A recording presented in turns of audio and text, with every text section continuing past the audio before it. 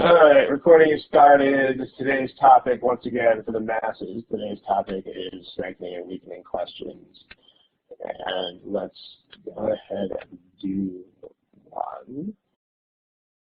How about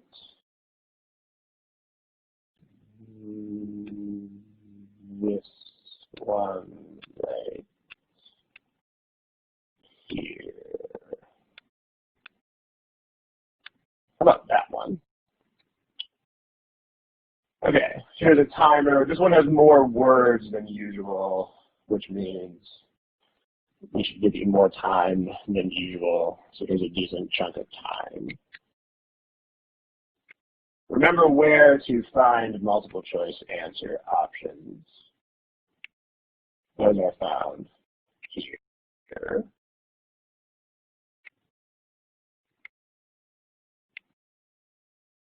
Sorry, I just screwed the question around. There's where you find multiple choice answers.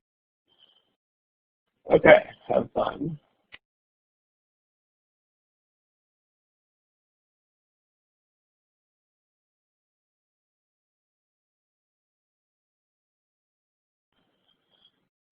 Okay, that's kind of a lot of time, so let's go ahead and be done pretty soon. Remember the way the Gmat works.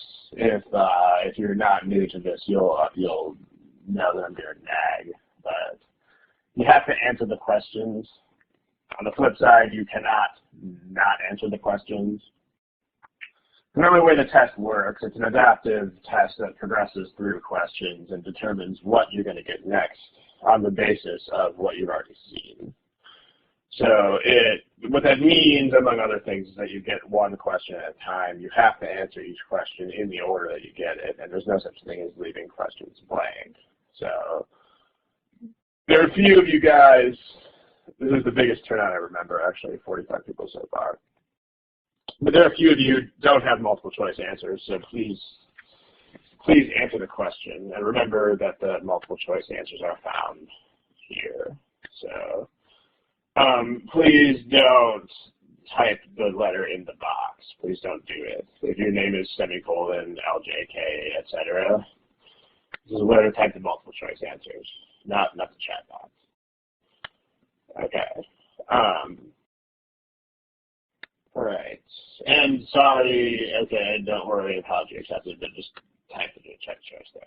Okay, also, please don't type this letter twice. Please don't indicate it twice, because if you indicate it twice, it'll turn it off. Okay, so here are the responses from the group. So it looks like there is a choice that is a clear favorite.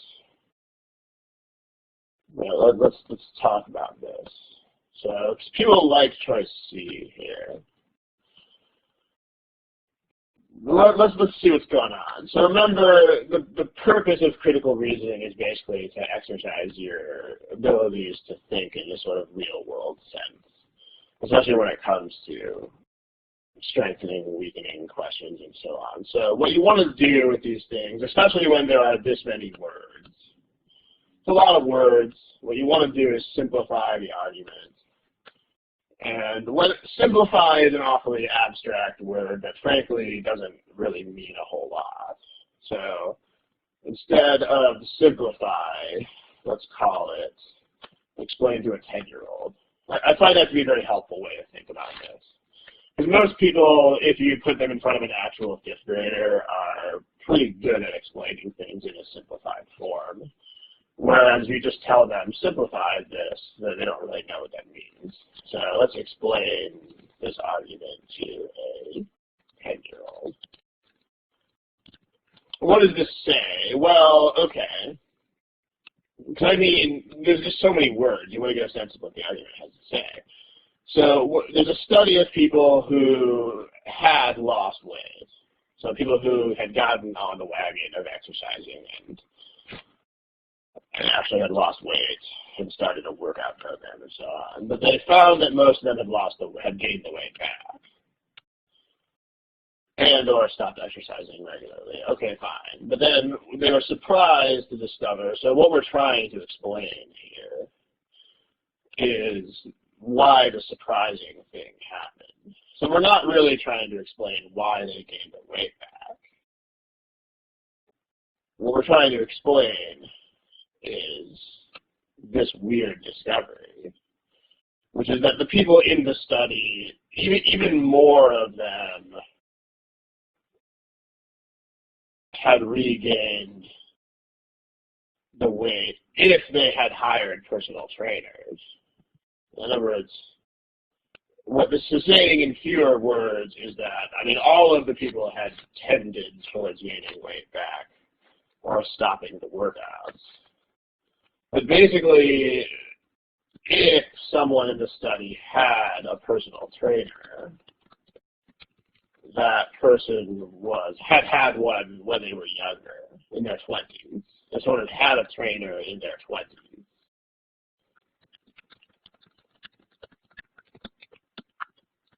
Then that person was actually more likely to have regained weight or stopped working out by their 40s.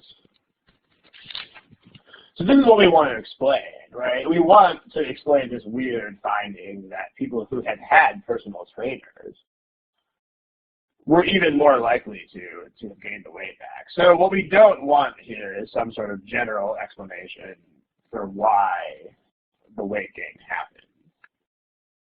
So instead, we want an explanation for this.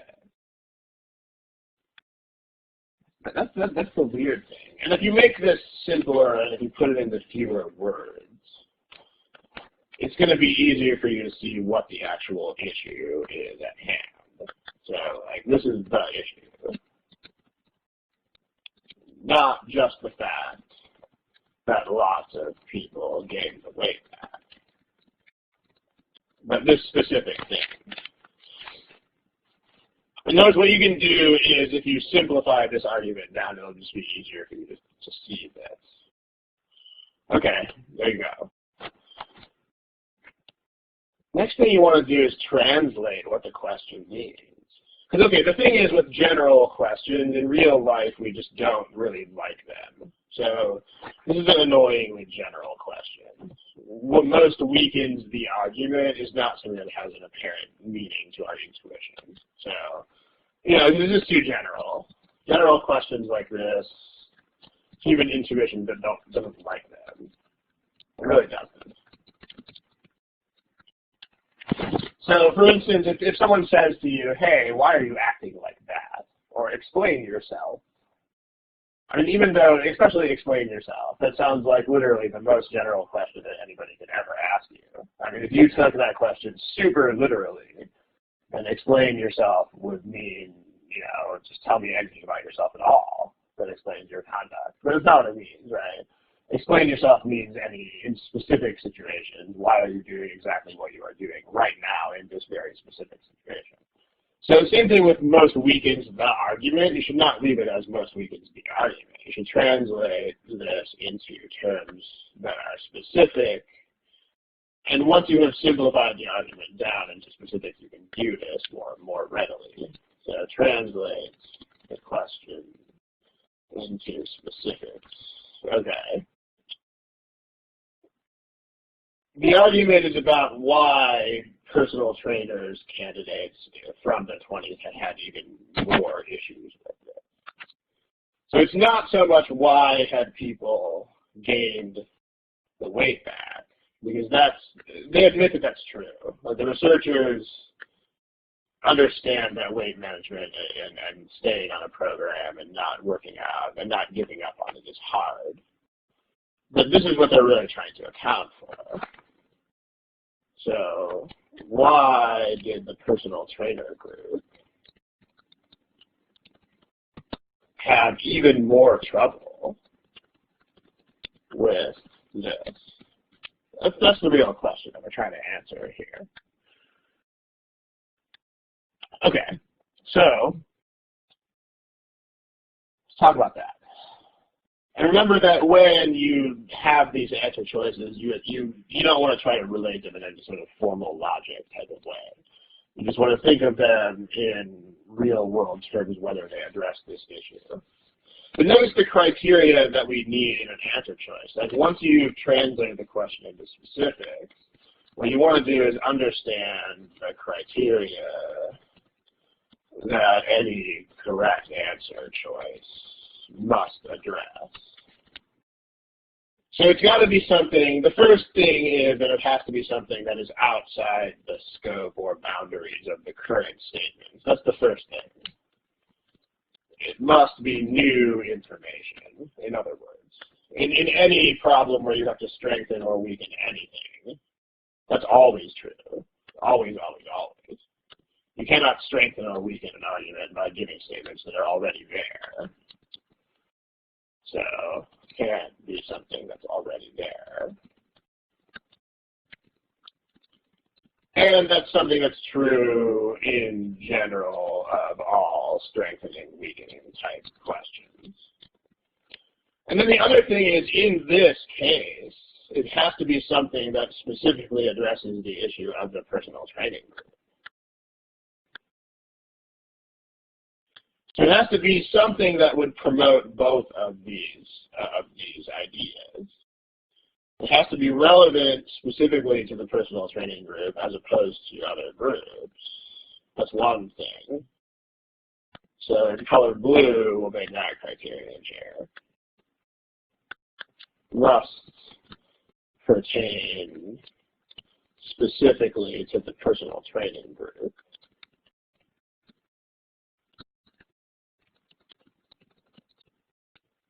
And then it also has to do with the criterion that I'm going to make brown here,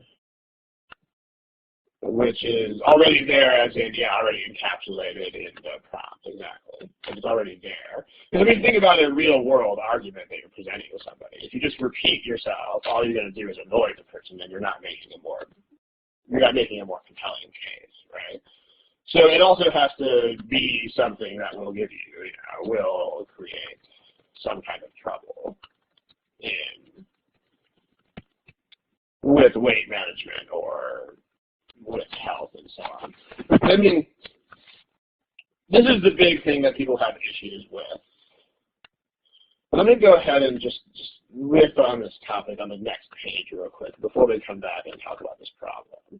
So we have explain to a 10-year-old, we have translate the question into specifics, and then we have understand the criteria that any correct answer must address. We'll answer this question here in a second. What I want to do first is just talk quickly about criteria like that, because a lot of people have trouble with this. And let's explore the issue of why.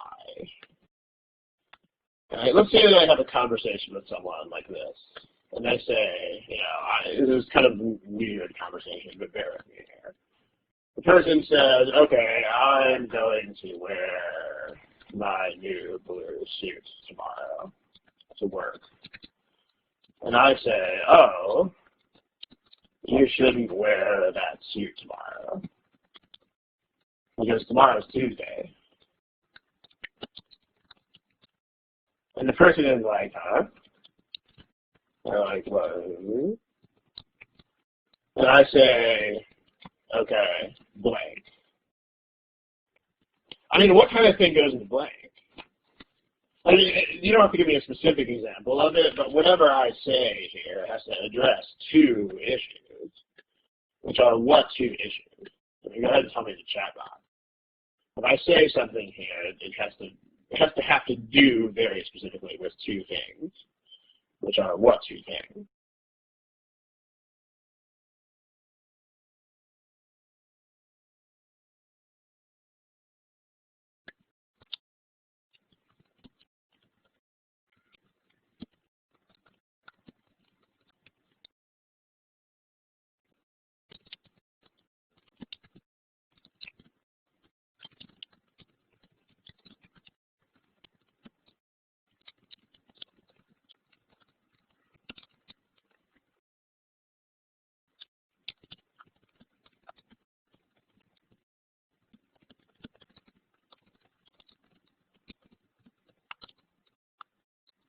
Okay, so what do you guys have in the chat box? Yeah, it's got to have to do with wearing a suit.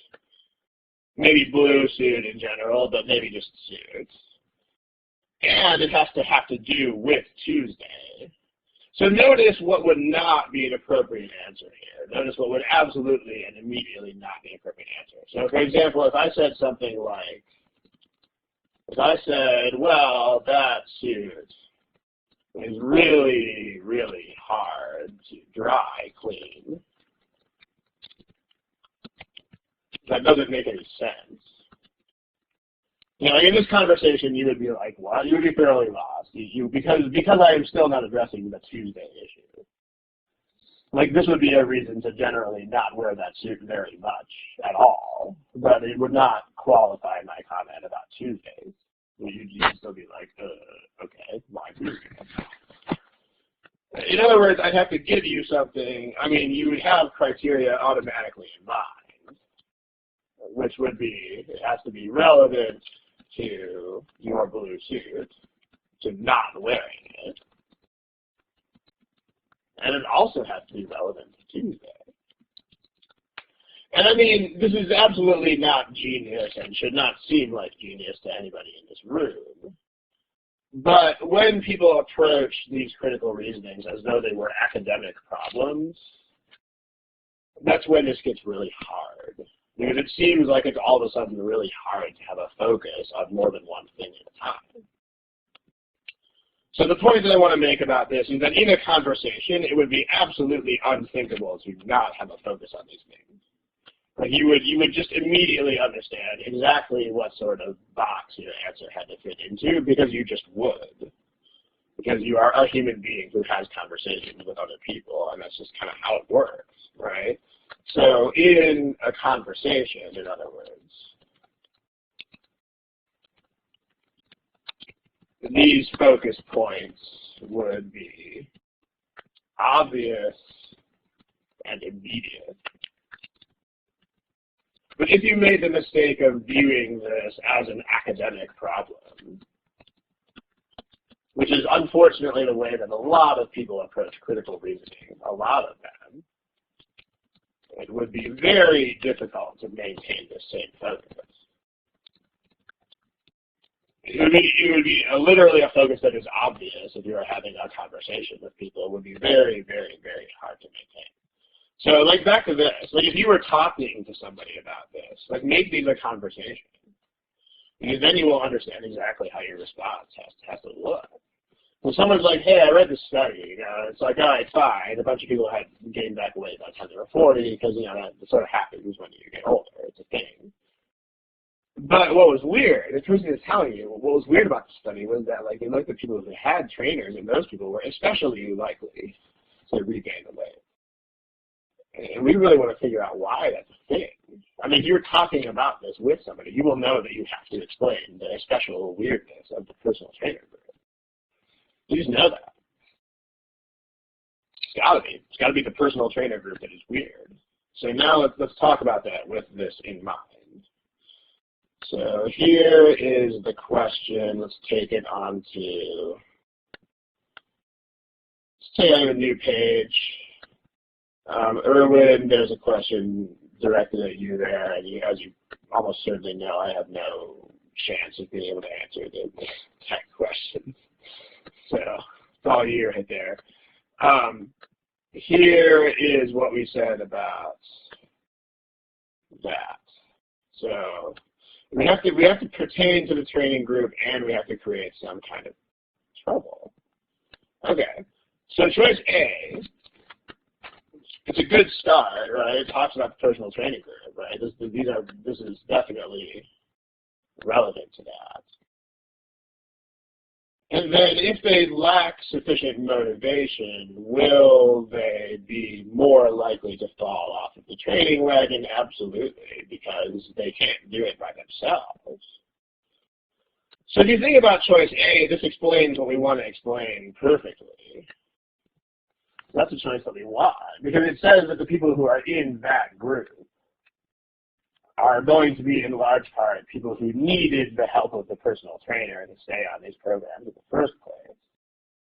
And so, you know, very few people are going to maintain a personal trainer for 20 years. So that would totally explain it. As far as the other choices go, B tells you a reason why people would hire personal trainers, but so if this were a reason to create trouble with maintaining weight loss or exercise, it would be okay. But there's no reason to think that that's true. Like, in other words, for B to be the correct answer, these ideas of weight loss or rehabilitation would have to directly lead to the conclusion it would be more likely for these people to have trouble. So here, there's no reason to believe that. There's no reason to believe these individuals would have more trouble maintaining their shape.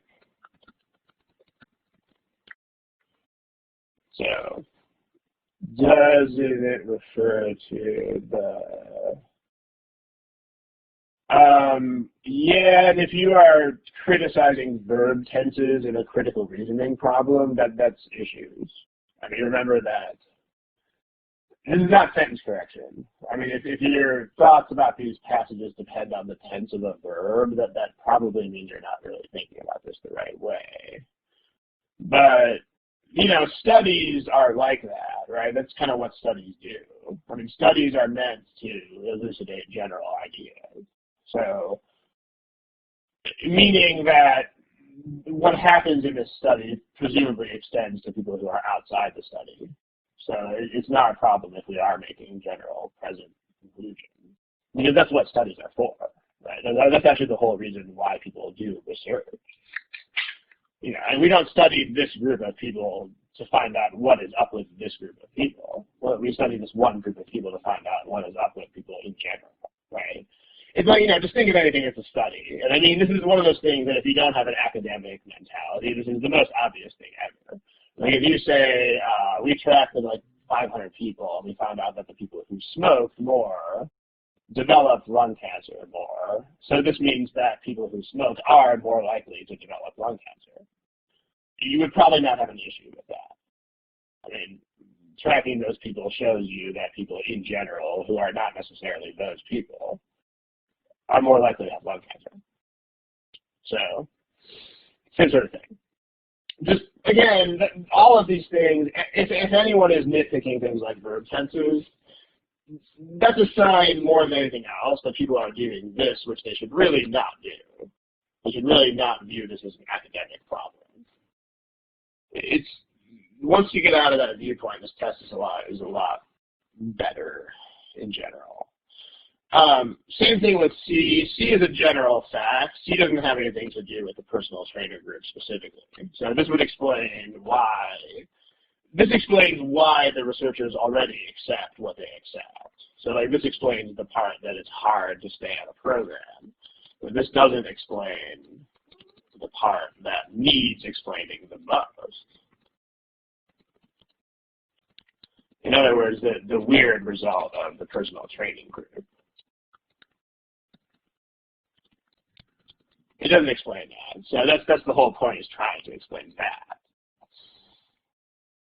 And then as far as D goes, many of the personal trainers were dietitians who helped their clients design meal plans. I mean, the problem there is that, you know, meal plans don't really drastically change as you get 10 or 20 years older. So if anything, this would mean that the personal training clients had meal plans and the non-personal training clients didn't have those, which in terms of expectations would actually lead us to believe that the personal training group would be less likely to have issues. Yeah, that's what it means. I mean, this means the PT group has meal plans to whatever extent, while the other group may not. So this would actually point in the opposite direction. So there. But that would make us think actually that the opposite would happen here. That doesn't help us explain this result at all. I mean, it doesn't weaken or strengthen this claim because it just disagrees with the data entirely. Like it just basically confuses us as to why this works the way that it does. So that's what D does. A doesn't strengthen. I mean, the best way I can answer that question is that A doesn't strengthen the argument because it weakens the argument. I mean, that sounds like kind of a stupid answer, but the argument is that personal trainers basically are bad at doing what they're supposed to do in the long term. But if A is true, then it suggests that it's not the fault of the trainers at all. It suggests that people have, as soon as they stop doing personal training, just fall back off the wagon, so to speak. So, there. Tracy, that's the point, is actually to address that part of the issue. Because again, the researchers already accept that this is hard for people. So, in terms of this purple underline, let me put your question on the board. There's two ways to answer this. The first way is to point at things that are in the passage. So that's what I've done with the purple underline all there. I mean, the researchers already accept the notion that gaining weight is really hard for people in their 40s. But to not gain weight is really hard. So in other words, this is already a thing. The overall phenomenon, they already buy that. So this just confirms what they already agree with.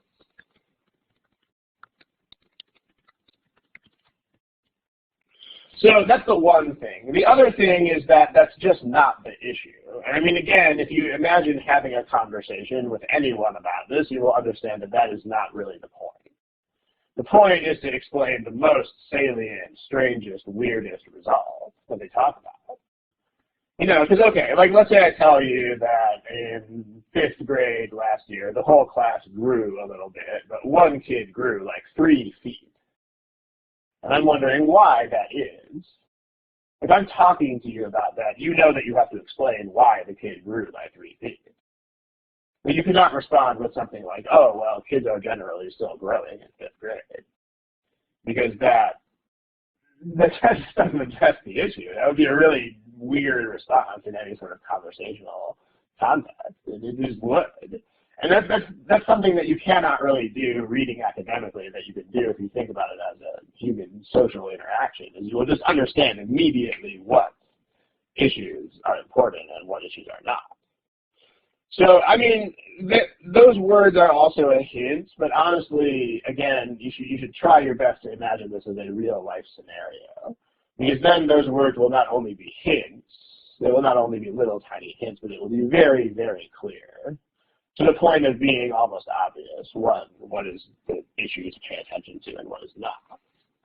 And again, think about this, right? If someone says this to you, you understand immediately that you have to address Tuesday. You know, something like, oh, on Tuesday you're meeting with some startup people who are very informal dressers and who will be put off by people who dress too formally. Okay, that makes sense. You know, if you meet with your venture funding people, not the VCs, but the companies you're funding, and they're full of hipsters who wear informal clothes on Tuesdays, then maybe, sure, you don't want to wear a suit. And you'll just understand what, in a conversational context, you'll just get it. It'll just happen. It'll be a thing. So, I mean, you can see the hints like that will be there because they do have to give you questions that are legit, but it's better if you don't even need to bother with small hints because you're imagining talking to somebody about this. And then, yeah, Anna, exactly. A weakens the idea that it was the trainer's fault, and that's where we're going with that. E, subjects who had hired personal trainers had more time. Same problem as D here, right? Because this would mean we would expect the opposite of what. This doesn't explain anything. Because we would actually expect the opposite of what was observed. So, there you go. All right, so again, in summary, what you want to do is these things. You really want to simplify down. You want to explain this to a 10-year-old. If a 10-year-old doesn't work for you, imagine you have to explain it to someone who doesn't understand your language very well. Because, I mean, people who don't speak your language that well, speaking to such individuals is a lot weirdly similar to speaking to someone who is, 10, 11, 12 years old, in terms of the way that you have to break things down into relatively simple things. So that's a pretty good way effective way to think about it.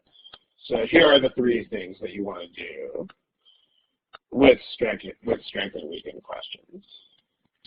So just keep this in mind. You want to do explain to 10-year-old in every question, not just strength and weaken. Same thing with translate the question to specific. In fact, these are pretty good general guidelines for CR in general. So let's do that. Let's do those things with the questions that we see from here onward. Let's go to another one. Here, I think there's one more question in the chat box, so let's address that. Yeah, I don't know how to say that name, so random keyboard hitter person. It doesn't, but it's kind of common sense that people are not going to retain a personal trainer for 15 or 20 years. I mean, it's just, these questions do depend on common sense. They really do. Almost every single one of these questions has some sort of element that involves real world understanding of how things work and how people operate. And so like when it comes to something like, yeah, Kiggle Figgle, I guess that's pretty good. When it comes to the way that people operate, you do have to exercise a little bit of understanding of the real world. I mean, how many people are really going to keep a personal trainer for 15 years? I mean, maybe not nobody, but not most people, because they just don't. I mean, a computer would not know that, but that's actually the point of critical reasoning, is that you have to use insights that computers don't have. So, all right, let's look at another question. Let's look at this one. This one is actually from our materials. Give it a shot. Remember where multiple choice answers are found. Multiple choice answers are found right there.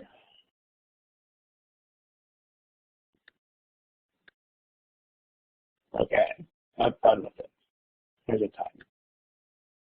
Yeah, the mode, and I just saw that comment. The mode is a pretty decent way to think about this. The most common outcome, the way the world works.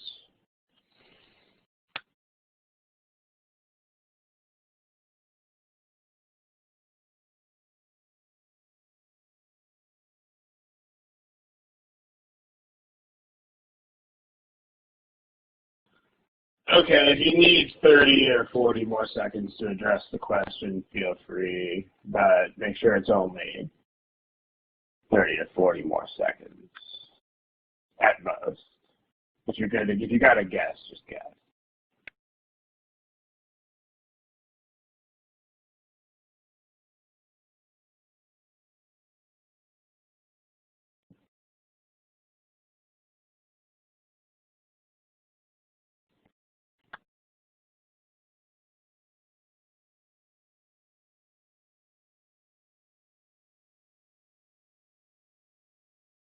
Okay. Let's wrap this up here. If your name is hitting the keyboard randomly, or Abhi, or Andrea, Frederick, Marco, Ravi, Rajitha, Ravi, other Ravi, Venkat, or Vlad, go ahead and pick an answer, please. Remember, if you have a staring contest with the Gmat, you will lose and the Gmat will win. That's how this works. Gmat will outstare you. So go ahead and pick an answer, please.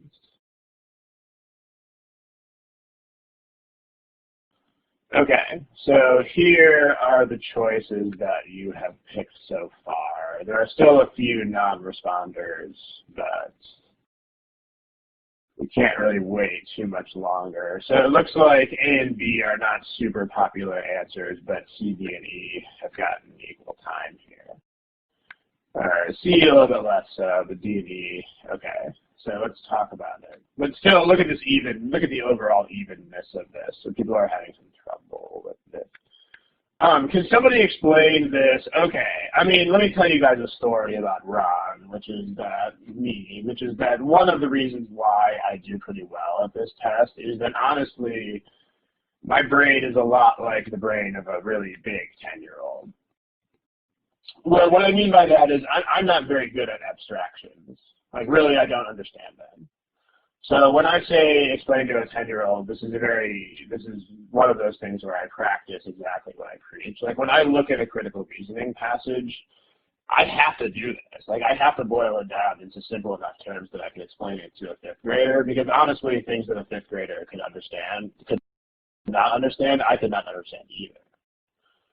So the only difference between me and a literal fifth grader is that I'm probably a little bit faster at understanding stuff, and more importantly, I can read this kind of text, which a fifth grader could not read. So that's the difference. But the point is, if you showed me a philosophy book, which is all abstract, I would just not understand anything that the book said, because it's too abstract for me.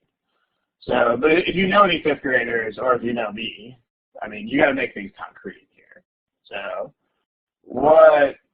Let's see if anybody can do that. Can anybody type in the chat box a summary of this in like a line or two? Because you can definitely get this passage down to a couple of lines. Like in particular, the 25% and the 2%, those mean things that are not literally 25% and 2%. You should get something out of those numbers. So actually, the argument is trying to say that fasting is bad, but it should be a little bit. Notice it's not first grader; it's fifth grader. I mean, you can explain the specifics. You don't need this. You don't need to make it like I pick this age of 10 or 11 very specifically because if you know anybody who is that age, like they can totally understand very complex ideas as long as they are concrete. As long as they are not abstractions. Like something like fasting is bad for pregnant women is more like what you would say to a first grader or a second grader. Yeah, it's okay. It's kids do better, except for we still need the November thing because both of you guys are making the connection automatically that the argument makes. Like we're trying to break the connection between November and fasting. That's what we're trying to do here. So you also need to include that, right? Like, okay, so that's a good start. Let's make sure that you don't lose the November thing because that's what we're trying to explain here in the first place. So the deal here is that what you should get out of all of this blue stuff is that the babies that are November babies weirdly do better in school. Because if you think about the numbers, what you're supposed to get out of 25% and 2% is that those are respectively higher and lower than you would expect. And I mean, if this were random, then you would expect about a 12th of everybody to be in each of these groups. Like if it were random, that's what you would expect. So if this were random, you'd expect about 1/12 of each group to be born in each month, to have been born in each month. Maybe slightly less for February, but it's about the same, right? So, but this is, in other words, November babies are way overrepresented in the top of the group, in the top quintile, and way underrepresented in the bottom quintile. So that's the point there, right? So that's what you should get out of the whole blue thing. The whole blue thing is basically just that November kids do weirdly well on cognitive tests. That's the whole blue thing. You don't need to, for the 10-year-old, you don't need the percentages, man. You just need, like, these kids are really acing the test more than kids born in other months. How weird. That's kind of strange. So the question is, we want to know why. And then what they say is that that's the month, because the fasting is in November and is in December and January. So basically the November kids are the only kids whose moms didn't fast while they were pregnant with them. So yeah, we're going to get there, unicorn, in a second, but that's pretty much the deal, right? So the deal is, whoever's talking to you says, well, those are the only kids who never went through fasting as fetuses. So that must be why. So, in other words, we want to weaken that argument. Weaken that argument means we need another reason. We need a reason that is not related to fasting, and that's the point. Because this is how conversations work. If you're like, X must be the reason why something happened, if you want to weaken that, you have to give a reason that is not X. So we need a non-fasting related reason. We need a reason unrelated to fasting for why the November kids are scoring so well.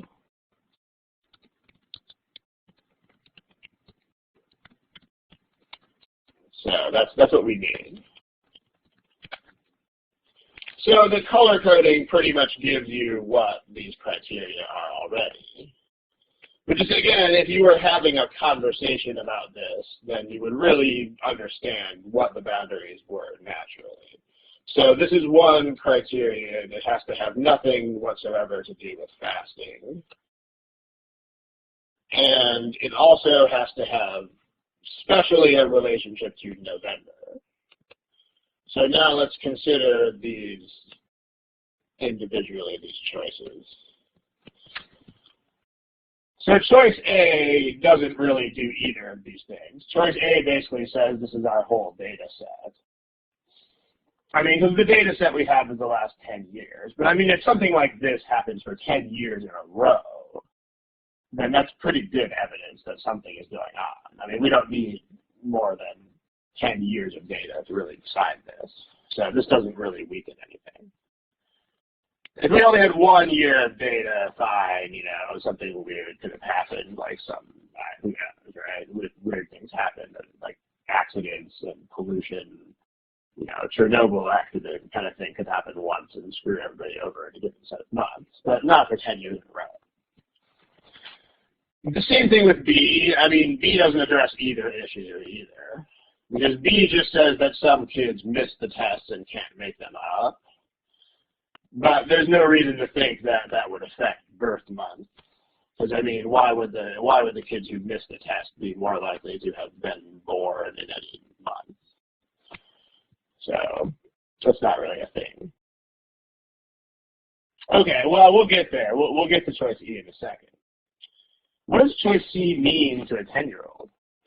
Why is choice C a thing? So if you look at what Unicorn has conveniently explained to us, if this is true, then this means that these kids born in November are the oldest kids in their class.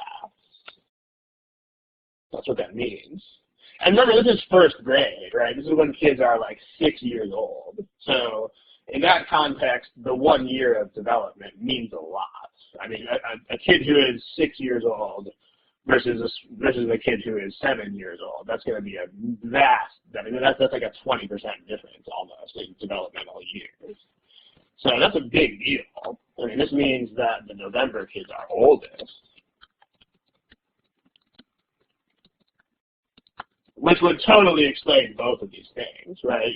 This has nothing to do with fasting, because the November kids are the oldest ones regardless of fasting. And also, there is a strong and clear connection between being the oldest kids in a first grade class and being more developmentally and cognitively advanced. Yeah, right? It's like telling people you're 6.5, right? You know that half makes a difference. You know, I'm not going to walk around telling people right now I'm 39.5, because it just doesn't make any difference, right? So, exactly, that's a pretty good way to think about it. But that's the deal. And I mean, notice there's a real world connection here. You cannot play that down. You're going to have to make, I like that, you're going to have to make real world connections, right? It's going to happen. That's the point of these problems, is for you to make connections like that. Connections like, okay, people will not hire trainers for 20 years in a row. Or kids who are a year older than other kids in first grade will be cognitively more advanced on average. Or in other problems, you know, taller buildings tend to be in cities. Or people who might get caught doing something will think twice about doing it. Or lots of unremarkable real world facts come into play in these problems. Like, this is not a genius connection. But what it is a connection that you have to understand real world life to make. And in other words, connections that a computer could not make. If you're trying to do this with rules, then this will just not really be a thing. As far as choices D and E, what choice D does is it's just more of the same that we're trying to explain. Like, I mean, because D is really just another thing. I mean, D is saying that November kids are also better off in this way, but we still don't know why, right? So this is like another aspect of the same issue, but it's not, there's no explanation. Like, it's another thing, another observation along the same lines, but still no explanation. And we still don't know why, right? Like, if you have choice D, like what we used to know before was, oh, the November kids have higher test scores, how weird.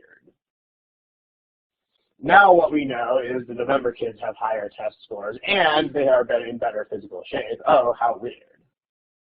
The point is, how weird is still the same. I mean, if someone is hypothesizing that it's fasting, they could very much still hypothesize that it's fasting. Like, D doesn't really strengthen the argument because it doesn't have anything to do with fasting. It just, if anything, it just shows you that the problem is more pervasive than just academic performance. But it still, it doesn't give you any more or less explanation of why. I mean, what D would do is it would rule out the reason in C. Because, like, if it was a school class year thing, then, I mean, obviously your physical development has nothing to do with what year your school starts. So then, if D were true, then it would not be the reason in choice C, but that's not, you don't compare answer choices versus each other. You compare them versus the argument. So that's not only one. And then as far as choice E was the most popular choice among people in this study hall. But see, here's the problem with choice E.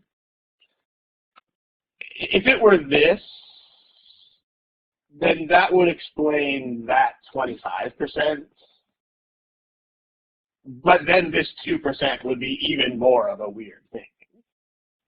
Because if it was just, whoa, I mean, because, okay, you could see why this might be a thing, right? I mean, honestly, if I had to fast for 2 months, then, you know, in February, I think my wife and I would get pretty frisky. But, you know, maybe that would happen a lot, and then a lot of kids would be born in November. But even if that was a thing, if there were just this huge crop of babies being born in November, that doesn't explain what we found here, because what we found here is not just more of them across the board. What we found is more of them in the top quintile and fewer of them in the bottom quintile. So this doesn't explain anything. Like, if this were an explanation, then we would expect both quintiles to have disproportionate amounts of November babies. So if this were true, then the percentages in both quintiles would be higher. So that's the problem, right? You would have more of everybody in November. So we want C. Any questions? But, like, coming back to unicorns, I mean, perhaps even snarky comment about 6.5. I mean, even if that was supposed to be, you know, humorous or nothing more than humorous, it's still a really good way to think about it. Because the more connections you can make between these and just everyday, normal, unremarkable life, the better off you will be. I mean, that's the point of these problems, is you have to have a focus, but this focus is natural to conversation. I mean, conversations have a weirdly specific focus. And I mean, if you don't appreciate that, just next time you're having a talk with anybody about anything, just pause and think, and just reflect on how weirdly specific the conversation always is. You know, like if you're talking about, should my friend move to Texas for work, then there are three focuses there that you have to be addressing at all times: my friend, Texas, and work. In an academic context, that would be very hard to do. But in conversation, even though it is three separate points of focus, we do it without even thinking about it. So, Konsam, if you think it's far-fetched, I don't know why you would think it was far-fetched. Perhaps you could explain that. I mean, the oldest kids doing better is definitely not far-fetched. I mean, if you look at, for example, in Little League Baseball here in the U.S., there's usually some kind of birthday cutoff for different divisions, and the kids who are closest to that birthday cutoff absolutely are the best baseball players in the youth leagues. Like, so this is not any sort of weird, far-fetched thing. I mean, like one year of development in a kid is a big, big, big deal, especially a kid as young as first grade. So, but if you think it's far-fetched, you know, feel free to explain why that might be so. Okay, let's move to another question. Let's look at this. Yeah, and I mean, it does have to be convincing. Like, you will not get things that are tangentially weakeners, but you do not have to destroy arguments. But you have to give reasoning that will be compelling enough that, like, in a courtroom, like, think about how courtrooms would work for a civil lawsuit. Not for a criminal lawsuit, because criminal lawsuits are, you know, beyond any reasonable doubt. But for a civil lawsuit, you know, someone sues a corporation for like $1 million and says they're responsible for whatever damages. It's what a court would need to really substantiate that. It's not proof. It's just enough evidence to really believe that it's likely. So, I mean, Marco, I mean, that's kind of how development works in children. I mean, we're not assuming that older marches in lockstep with smarter. Otherwise, these percentages would be 100%. At 0%.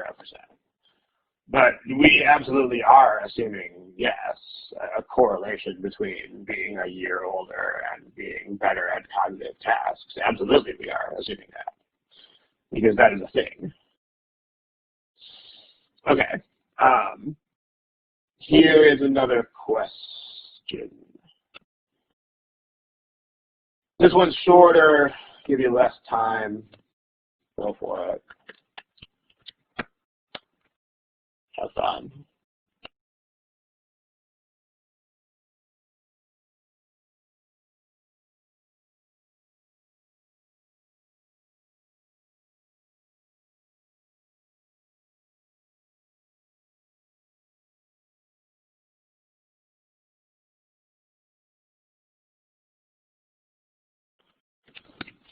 Okay, we should be about done with this. This has a lot fewer words than most of these, so that means less time.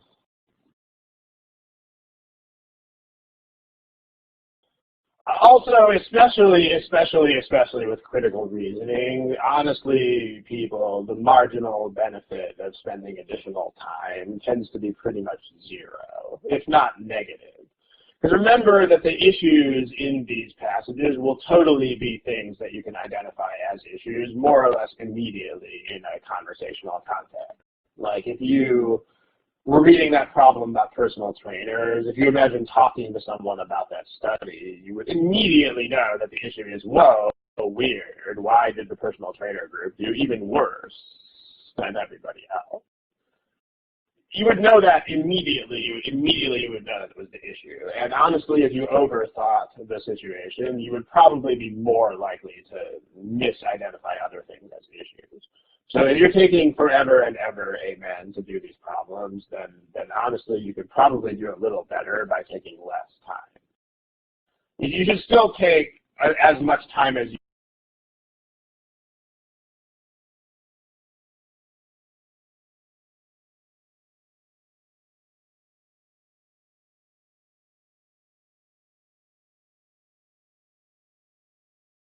Okay, I must have accidentally hit the mic button off. Thanks, guys. What was the last thing you heard me say? Was there anything that you heard me say at all? Chat box.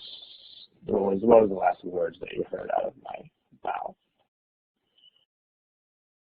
Not, so yeah, okay, so I must have accidentally turned it off in the middle of that. So that's basically the deal with not thinking. The deal with not taking too long is that if you were in a conversational context, you would totally know right away what the issue was once you had understood the words. Like if you were talking about the personal trainer issue, as soon as someone got done telling you, oh, there was a study that showed that everybody gained weight back, but especially the personal trainer group, you would immediately know that the issue was to explain the weirdness of the personal trainer group.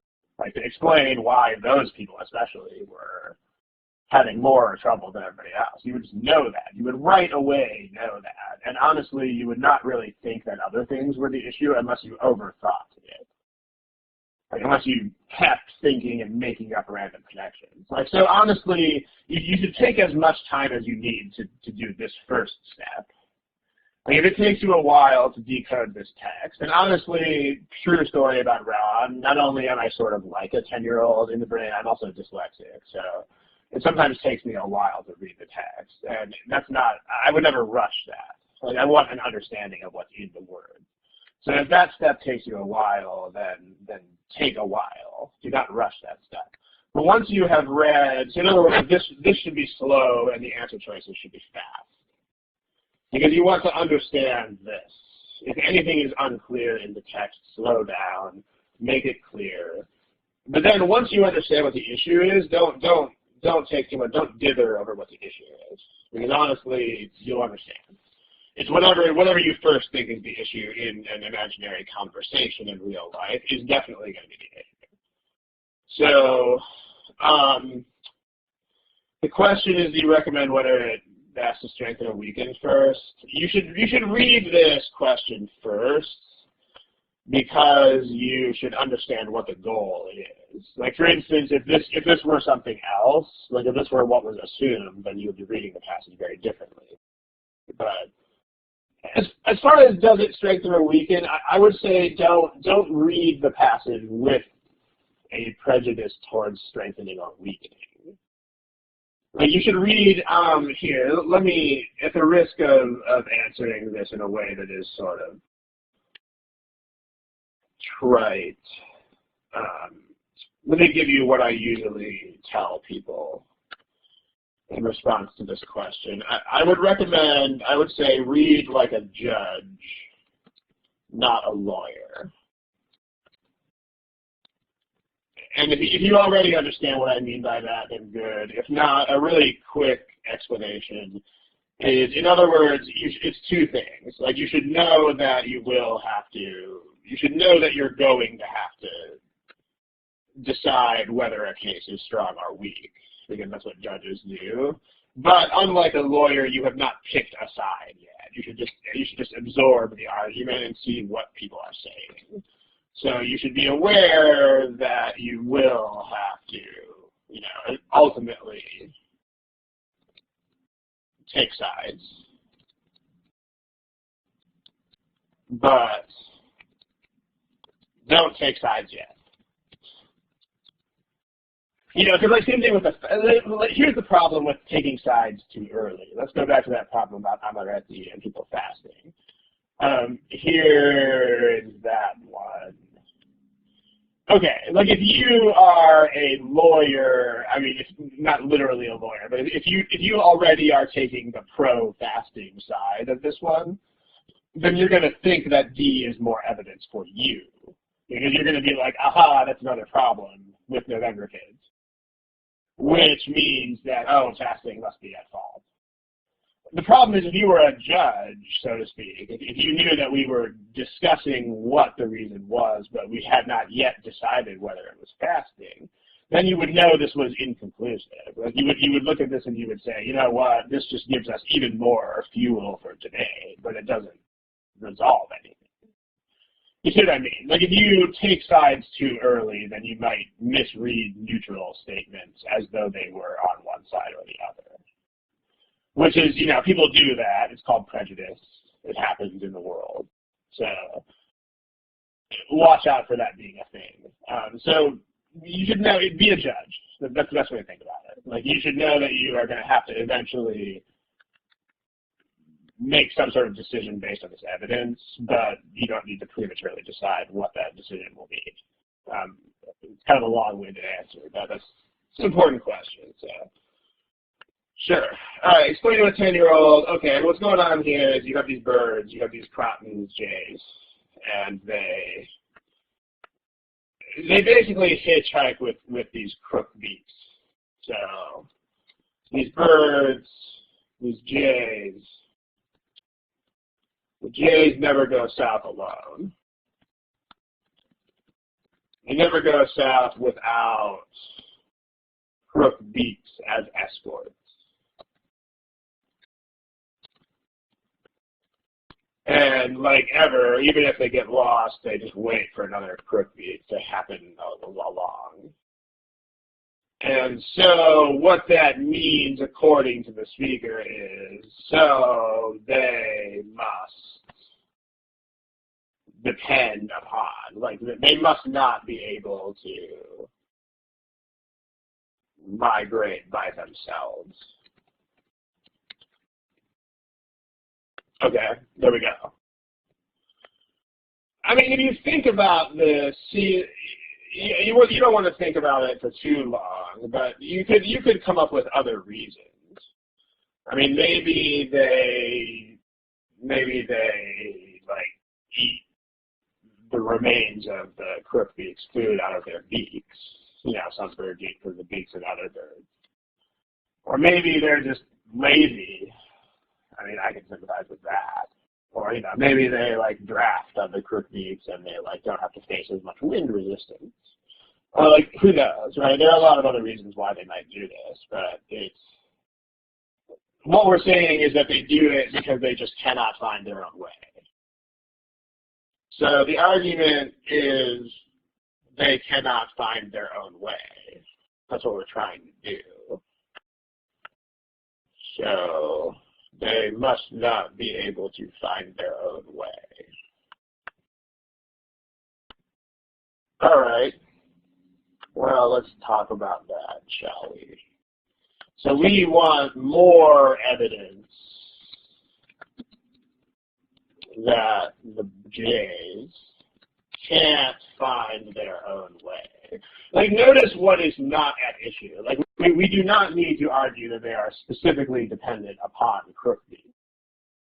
Because the identity of the escort is not the point here. If you read the words just say they lack the navigational ability. The words don't say they need specifically crookbeaks to be the escort. I mean, maybe they could just as easily follow a plane that's going from New York to Miami. I mean, who knows, right? So, but the point is that they have to follow something. That's the point. It doesn't have to be a crookbeak. It just has to be a thing that is also going south and then going back north in the spring. So they have to follow something. The group answer distribution, not that anybody should really care, but there you go. So people like choice C on this one, with choice A being a decently close second. Not that anybody really cares. I mean, it's your answer distribution which matters at the end of the day, but there. Okay, understand the criteria that a correct answer must address. Well, also make sure you understand the criteria that it doesn't have to address, too. I mean, that's just as important. It's important, like, for example, it's important to understand here that the crookbeaks can't it has to have some reason to believe that the J's can't navigate, but it doesn't need to it doesn't need any relation to crook beeps, because the nature of the escort is not the point right now. So, Kunal, there are never trick questions on the Gmat. Never, ever, ever, ever, ever, ever, ever. It does not happen. The Gmat will never stick a foot out and try to trick you, because that's not why this test exists. It's really not. There are people who really want it to be that kind of test, but it's not that kind of test. So, even if they inadvertently wrote a question that was a trick question, it would get washed out in the experimental stage because people would have the wrong statistical performance on it. So it's not. There are never going to be nitpicks. Honestly, there's not. If you are nitpicking really weird, extreme cases of something in critical reasoning, that means that you are not going about this the right way. Okay. In terms of these things, like A gives you a reason to think that the argument is wrong. I mean, like A is actually a weakener in the argument, because what A points to is the idea that it's not a navigational issue at all. I mean, it means, in other words, it's this. In other words, i.e., not a navigation issue, but a reproduction issue. Like A says that they follow the crook beeps to make it easier for them to have baby birds, not to navigate, you know. It's like they're following them down there for spring break to, like, you know, have babies. Except not by accident, like human spring breakers. Okay. Choice B, we don't care about species like crook beeps because that's totally not the point.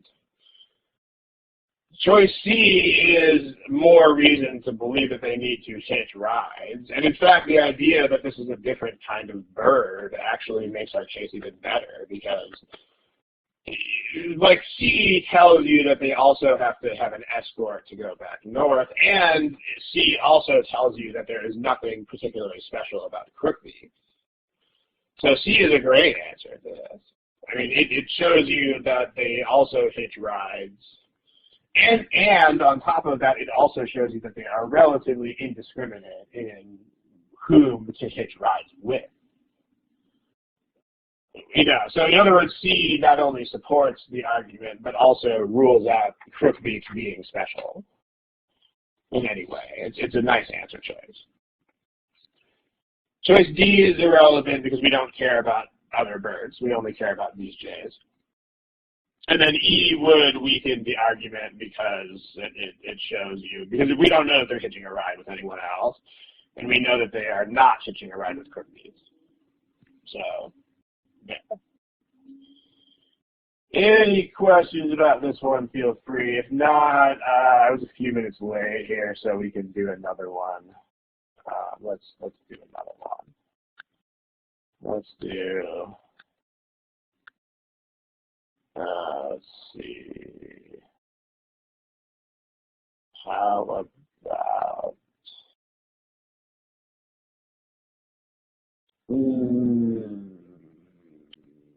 that one? A short one.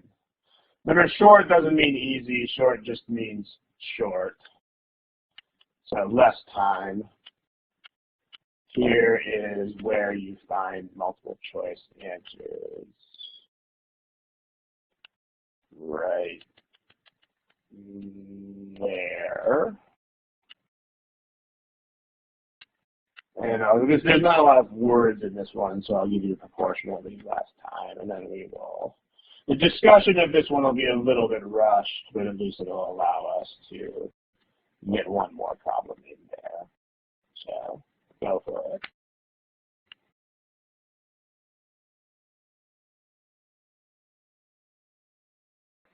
Okay, let's pick a thing. Let's take a thing that is a thing.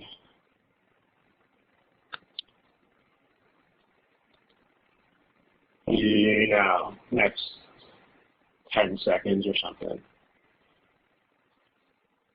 Also, remember, as far as time management on these things, just make sure that you have a goal. I mean, you don't need to count down minutes and seconds religiously. In fact, I'm probably giving you the wrong idea, even by putting a timer on top of the screen. But time management consists of basically not ever randomly wandering through a problem. That includes math and verbal. Like when you read the passage, you should have a goal, which is to make it conversational or directly personal and to understand what the issue is. And then once you have that issue, the goal becomes, what do I specifically want in an answer choice? And these three captions that we put here in our orange boxes, these things, I mean, these are basically what you are doing. But these are goals. I mean, at any given point, you should have one of these as your specific goal. And if you're still working on this problem where working is in quotation marks after a certain amount of time, it probably means you don't have one of these specific goals anymore. So just make sure that you always, always, always have a goal. Okay. So what's going, I mean, the difficulty, unicorn question difficulty is not a thing that you should ever, ever, ever think about. I mean, honestly, if you're interested in question difficulty, it would probably be better for me to not show you the distribution because you don't care. I mean, it's not something that will ever help you analyze a problem, and if you are thinking about it, it will, if you're thinking about it at all ever, it will be a distraction that will reduce the amount of brain power you have available for the task. So honestly, if that's the reason why people want the distribution, then I should probably not show the distribution. So, and I mean, as far as common mistakes, that's also not a good thing to think about. Because if you are not making a mistake, then you don't need to think about it. That's the point. Like here, let me just, not to make an example of anybody here, but you guys are all anonymous anyway, so who cares? Here's what people are saying. Like, these are two things that honestly you guys should just not ever think about. This is who cares. Really, it's not. I mean, difficulty, you should not care about difficulty unless you write tests. Unless you write adaptive tests, you don't care. I mean, it's kind of like, because you won't know. In fact, the very fact that you are asking about this is proof of why you don't care about it. Like, if you have to ask, that means you don't know. And if you don't know, that means it's never any sort of basis of a strategy. So there you go. You won't know, so taking this into account would be pointless. You know, it would be like trying to judge whether you should talk to some member of the opposite sex based on their blood type. I mean, even if blood typing had something to do with that, it would still not be useful because you cannot look at someone and see what their blood type is. So who cares? It's not going to work. There you go. And also, it would, on top of this, more insidiously, if you are thinking about difficulty at all, ever, then you are misdirecting effort, that you're misdirecting brain power. Because I mean, okay, here's an analogy, right? Let's say, it's kind of a stupid but effective analogy. Like, imagine that I'm shooting a gun at you for 5 minutes and saying, dance, and you have to dodge the bullets so that you don't die. Okay, in those situations, imagine how much more likely you would be to die if you spent even 1% of your brain power thinking about how difficult it was to dodge the last bullet. You see what I mean here, right? There's no reason to think about it, and it will just make you less likely to dodge the next bullet that comes. So don't do it. And then the other thing is honestly, guys, I mean, there are a million zillion mistakes that people make on these things, but if you are not making those mistakes, honestly, you shouldn't really care. I mean, if you, like here, as far as common mistakes, you are not a population of people, so you don't care. Like, if you are not making these mistakes, then there's no benefit of thinking about that and considering that. In fact, you know what, let me tell you a story here.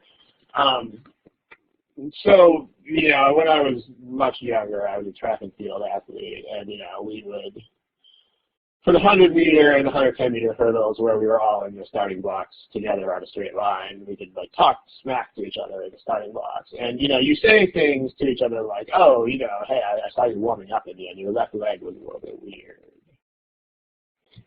You know, what you're doing there is you're trying to get the person. I mean, obviously nothing is wrong with the person's left leg. You're just messing with their head. But now they're thinking about their left leg, and it's going to make them perform worse. It's going to make them think about something that they don't have to think about. They're thinking about fixing something that's not broken. And that's what you'll do here. Like, if you think about common mistakes that other people who are not you are making, then you are going to distract yourself from your own thought process for no reason. So don't do it. So if these are the reasons why people want to see the distribution, then I'm actually deciding right now that I will never show the distributions again, because these are not things that you want to think about. So even if 98% of the class, i.e. everybody except you, even if everyone except you picks the answer choice, honestly, you don't care. I mean, because we do talk about the other choices. Like in the Amoretti problem, in all of these problems, we're discussing all of the choices. So that is, that's the thing. We're going to talk about all the choices. If we only talked about select answer choices, that would be a reason. But okay, decision is made. Okay, let's talk about this. All right. Explain to a 10-year-old what's going on here is, but honestly, that benefits everybody, because if you are thinking about answer distributions, honestly, that's just going to negatively affect, forever and ever, absolutely, amen, in perpetuity, as long as we all shall live. Okay. Explain to a 10-year-old,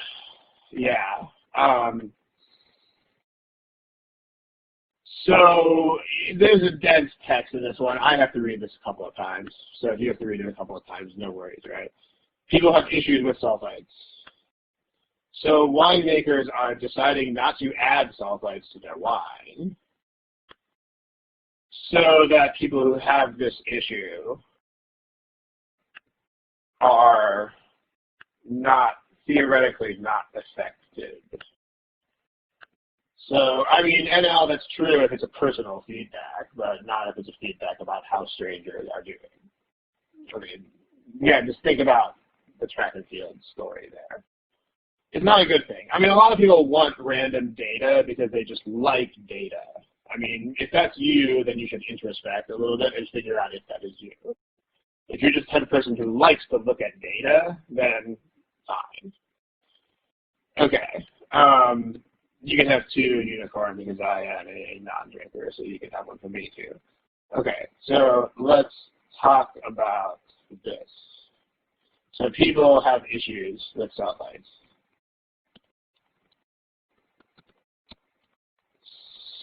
Some wines have sulfites added to them. So those are going to cause issues, obviously. So for those guys. So then what winemakers are doing is they're thinking about making wine without added sulfites. Okay. The point being they think this will make the wine safe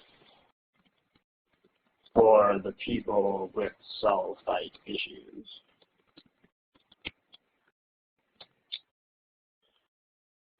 So the deal is, if they don't, so the specifics are, the plan is to not add sulfites. So will not adding the sulfites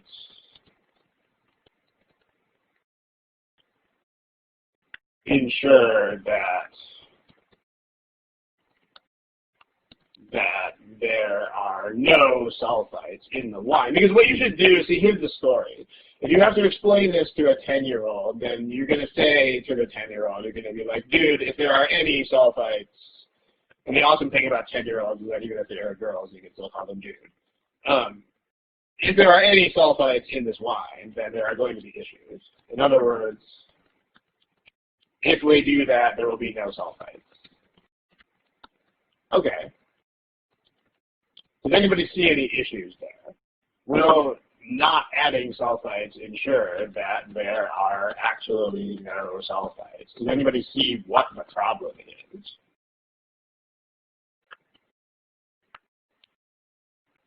If you want to weaken this argument, then what do you have to come up with?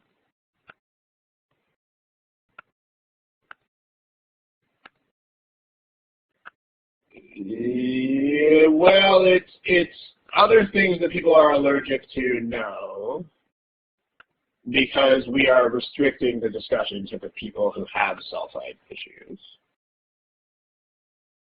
What we need is, because I mean the only way that this will be not a solid argument is if there are still what in that wine? Is if there are still sulfites, I'm sure, exactly the point, right? The only way this can be wrong, the only possible fault here, is if there still might be sulfites.